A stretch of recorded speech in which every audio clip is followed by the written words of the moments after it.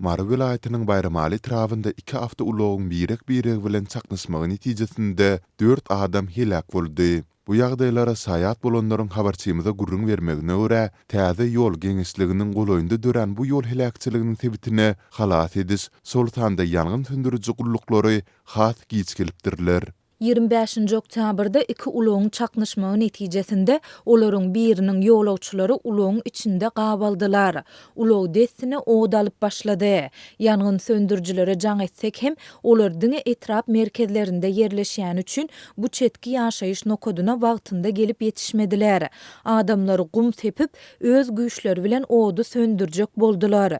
Emma bu başa barmady. Halas ediş ýangyn söndürji gullukları gelende eýýän paçyga iş boldy.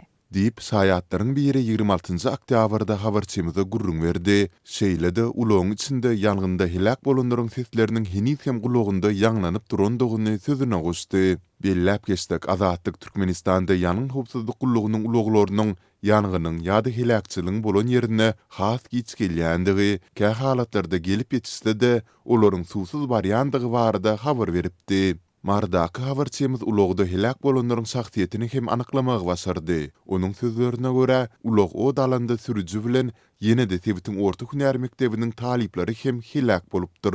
Bayramalynyň polisiýa müdürligi Sultanda ýangyn söndürüji gullagy ýokarky helakçylykly hadise boýunça Azatlyň soraglaryna jogap bermekden ýüze urdiler. Bu hadise barada erkin maglumat akymyny berkçaklendirýän ýurdun habar seriýetlerinde hem hiç dat aýdylmady. Türkmen häkimetleri adam helakçylygy bilen baglanyşykly betbagçylyklar we TV hadiseler barada resmi taýdan habar bermeýär. İçeri işleri ministrligi we polisiýa bölümleri ýol helakçylyklar barada habar berýän seriýetleriniň maglumatlaryny kommentirlemekden boýun gaçyrýar.